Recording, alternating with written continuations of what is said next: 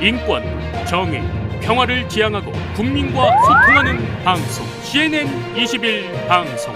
CNN 21 방송은 지오그룹, 3.1운동 유네스코 등재 국회기념재단, 대동문화재단과 함께합니다. 한발 빠른 뉴스 채널, 세상을 바꾸는 힘. CNN 21 방송. 안녕하십니까 시청자 여러분. 이건근 시사만평입니다. 오늘의 화두는 정말 죽으라고 열심히 살았는데 그래도 계속해서 가난을 벗어나지 못한다면 어떻게 해야 하느냐라는 내용을 던지고 싶습니다. 그래도 계속해서 가난하게 살아야 될 것인가? 도저히 가난에서 벗어날 수 없다면 그러면 어떻게 해야 될 것인가 하는 것입니다. 의외로 저는 대단히 어려워 보이는 답을 드리겠습니다. 그것은 나라 전체가 사회 공공성을 확보할 때 이와 같은 불합리를 해소할 수 있다라는 것입니다. 죽으라고 열심히 살아도 계속해서 가난하거나 그 가난이 더 심화되는 현상을 역으로 말하면 열심히 노력을 하지 않았는데도 계속해서 부유해지는 사람들이 반대로 있다는 얘기가 될 수가 있기 때문이죠. 그럼 한 가지 예를 들어보도록 하겠습니다. 현금 서비스의 경우인데요. 참 어색한 얘기가 있습니다. 생각해 보시죠. 현금 서비스의 경우에는 신용 등급이 높으신 분들은 아주 저이율에 점점 더 적은 이율로 이자를 냅니다. 하지만 신용 등급이 7등급, 8등급 이렇게 나락으로 떨어진 분들은 엄청난 거의 이자 제한법의 한계에 이를 정도로 많은 이자를 내고 있죠. 그런데 실은 은행들은 카드 회사 그리고 은행들은 어떻게 돈을 법니까? 부자분들이 현금 서비스를 이용하시겠습니까?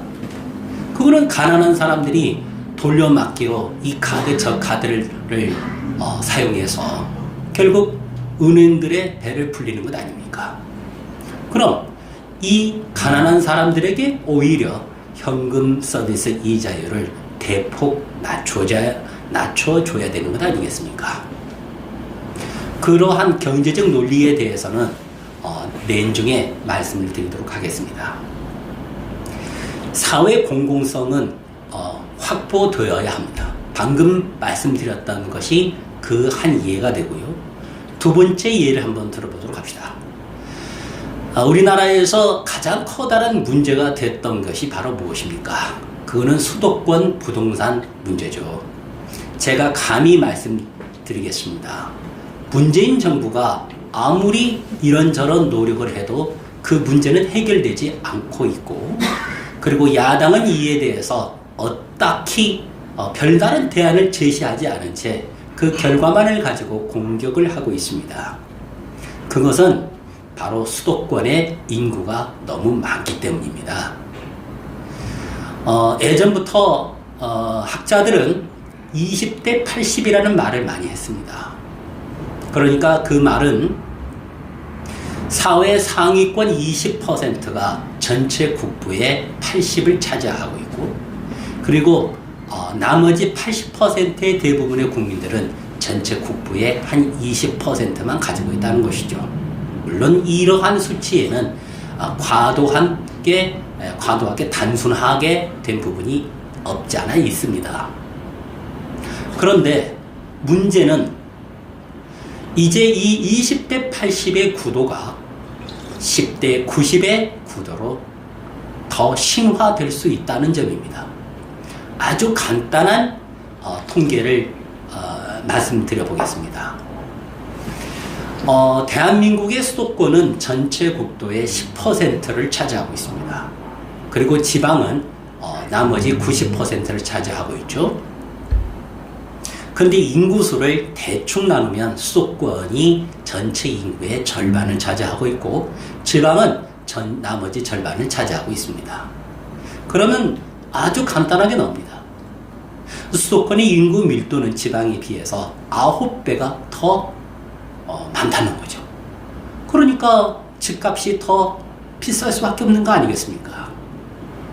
한정된 주택에 사람들은 9배나 더 많으니까 말이죠. 그런데 이제 문제는 수도권에서 도무지 아래로 내려가질 않습니다. 대선 이제 곧 시작되겠죠. 그런데 대단히 안타깝게도 1등, 2등, 3등 하신다는 분들이 지역 균형 발전에 대해서는 최근에 그렇게 강조하지 않습니다. 이거는 사회 공공성에 완전히 역행하고 있는 겁니다. 아주 간단하게 말씀드리면 서울에 있는 인구를 지방으로 내려오게 하는 정책이 필요한 것입니다. 이럴 때 사회 공공성이 확보될 수 있겠죠. 한 나라의 인구는 경제의 피나 다름이 없습니다. 우리나라의 수도권에 인구가 이렇게 집중돼서야 거기에 부동산 문제뿐입니까? 온갖 도덕과 그리고 온갖 어떤 그 사회적인 병폐가 지방보다는 서울에 집중되고 있지 않습니까? 사랑하는 시청자 여러분, 최근에 검찰개혁, 이거 간단한 문제입니다. 거기에 조국 그리고 추미애, 최근에 박범계, 윤석열, 이거 아주 간단한 문제죠. 이 분들의 공통점이 무엇일까요? 그분들의 출신 대학을 보면 잘 알 수가 있겠죠. 검찰개혁은 먼저 학벌주의부터 없애야 됩니다. 변호사 숫자를 완전히 늘려야 됩니다. 그거는 또 의사개혁도 마찬가지입니다. 다 알고 계시지 않습니까? 왜 학벌주의가 만들어졌을까요? 검사, 판사, 변호사, 의사 숫자 늘려야 된다고. 그래서 사회 공공성, 이 나라가 한 집단과 한 개인의 나라가 아니라는 거 많은 사람들이 얘기를 해도 여당도 야당도 도무지 이에 대해서 들어주지를 않고 있습니다.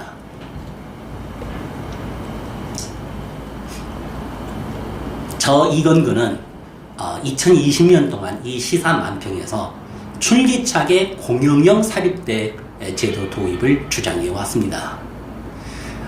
공영형 사립대 제도의 내용이 굉장히 어려웠었죠. 어찌 됐든 간에 그래서 2019년도에는 0원이었던 예산이 2020년대에는 10억으로 그리고 올해는 54억으로 좀 증가됐습니다. 그리고 저는 제가 몸 담고 있는 조선대학교를 이 밀립대학이니까 공영화를 해야 된다. 그것은 한 지방의 문제만으로 보기는 어렵습니다. 이제는 그것을 이제 그만저만도 주장해야 될 것 같기도 하네요. 사랑하는 시청자 여러분, 그런데 제가 다시 한번 이 부분에 대해서 말씀드릴 수밖에 없는 내용이 있습니다. 최근에 화두가 되고 있는 그러한 이슈가 뭡니까? 기본소득, 기본주택, 기본대출, 돈이 도대체 어디에 있어서 모든 국민들에게 기본적인 소득과 대출과 그리고 주택을 마련해 주느냐. 자, 그 논리는 제가 공영형 사립대에서 말씀드리는 것과 같습니다. 저는요, 한 가지 더 붙이고 싶습니다. 기본 교육을 시켜줘야 됩니다. 우리나라 대학생들이 모두 다 납부금 걱정하지 않고 살 수 있도록 하게 해줘야 합니다. 이런 것들은 결국 사회 공공성 확보와 관련되어져 있죠. 그러면 저는 연구자이기 때문에 왜 그런가에 대해서 다음에 하나하나씩 말씀드리겠습니다. 선거 일정이 이제 바야흐로 굉장히 복잡하게 진행되고 있습니다. 올해 4월 달에 보궐선거가 있죠. 하지만 이것은 크게 관심들을 크게 갖고 있지 않은 것 같아요. 실제로는 내년에 있는 15개월 뒤에 있게 될 대통령 선거에 관심이 더 많은 것 같아요. 그리고 그로부터 한 3개월 뒤는 지방선거가 있죠. 1년 뒤에는 그로부터 1년 정도 지나고 나면 국회의원 선거가 있습니다. 이제 진보가 5년 정도는 더 정권을 잡아야 된다 이렇게 주장하신 분들이 있으며, 또 반대로 보수 되신 분들은 이제는 뺏어와야 한다고들 하고 계시죠. 그런데 어떠한 경우라도 사회 공공성 확보를 주장하는 정당, 이러한 세력을 우리는 응원해야 할 것 같습니다. 대한민국의 헌법 언어를 제가 분석해 보았습니다. 거기에 국가라고 하는 단어가 전체 73번 나왔습니다. 그리고 국민이라고 하는 단어가 전체 69번 나와 있습니다. 그런데 자유와 권리와 의무, 다소 개인의 개인적인 어떤 성향의 단어들은 대폭 줄어서 22, 21, 20 순서로 줄어들고, 인권이라고 하는 단어는 의외로 딱 한 번 나와 있습니다. 그것은 어떤 걸 의미할까요? 대한민국의 헌법은 바로 공동체를 강하게 하는, 공동체 의식을 강조하고 있다는 것을 얘기하는 것입니다. 대한민국은 민주공화국이다. 이거는 누구나도 알고 있는 얘기죠. 그런데 공화국의 어원을 한번 보도록 합시다. 그거는 라틴어로서 res publica입니다. 이거는 원뜻이 바로 무엇이냐면 공적인 일인 거예요.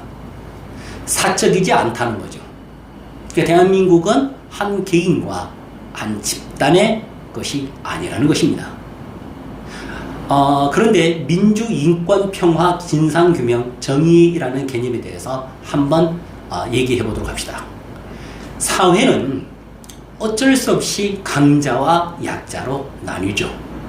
그런데 약자가 굉장히 숫자가 많고 강자가 숫자가 적습니다. 그러면 민주 개념이 나타납니다. 거꾸로 강자가 굉장히 많은데 약자의 숫자가 적습니다. 그럼 인권 개념이 나타났습니다. 그리고 가해자와 피해자가 있을 때에 가해자가 주로 얘기하는 개념은 평화이었습니다. 그리고 피해자는 진상규명을 그때마다 요구했습니다.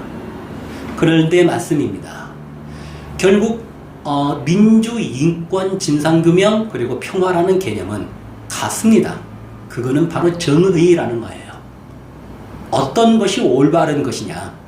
그런데 제각각 자기의 처지에 따라서 상황을 해석하다 보니까 정의라는 것은 정확하게 규정할 수 없는 상황이 됐습니다. 저는 바로 이 정의 개념은 사회 공공성에 있다고 생각합니다. 그러니까 우리나라에서 너무나 돈이 많아서, 그래서 유동자금이 너무나 많기 때문에 이런 것들이 막 돈 부고 돌아다니니까 집값 안정되질 않고 있고, 그래서 유동자금이 돌아다니면서 부자들을 더욱더 배불리하고 있는 한 아무리 복지 정책을 강화한다 하더라도 이 차별화가 해결되지 않습니다. 바로 정의는 바로 가난한 사람들을 부자로 만들어주는 것입니다. 이게 바로 사회 공공성인 것이죠. 그럴 때 기본소득과 기본 교육 이런 문제들이 해결될 수 있습니다. 이제 마지막으로 저는 민주 시민 교육을 그래서 활성화해야 한다고 강하게 주장합니다. 민주 시민 교육에 대해서 저는 논문도 썼고 주로 사업을 이 분야로 많이 해왔습니다. 굉장히 어려운 문제인 것 같으니까 그 문제는 다음에 과제로 남겨두도록 하겠습니다. 이제 다시 제가 던진 화두로 넘어가 보도록 하겠습니다. 시청자 여러분, 저를 포함해서 많은 서민들은 정말 죽으라고 열심히 노력하고 있습니다. 그런데도 형편이 나아지질 않아요. 그럼 어떻게 해야 될까요? 대한민국은 이제 선진국으로 계속해서 도약하고 있다고 위정자들은 말씀하고 계시죠. 하지만 분명한 사실은 OECD 국가 중에서 자살률이, 그것도 경제 곤란 때문에 죽어가는 국민들이 가장 많다라는 사실에 대해서는 그들은 말하지 않습니다. 국민 여러분, 정말 죽으라고 열심히 살아도 가난해지고 부자가 될 가능성이 없다 하더라도 우리 포기하지 맙시다. 그리고 제발 자살을 할 생각은 하지 맙시다. 물론 저까지 포함해서요. 그 대신에 사회 공공성을 확보해서 그래서 이 나라를 올바르게 바꿔야 할 것입니다. 국민 여러분, 감사합니다. 네, 됐죠? 됐습니다.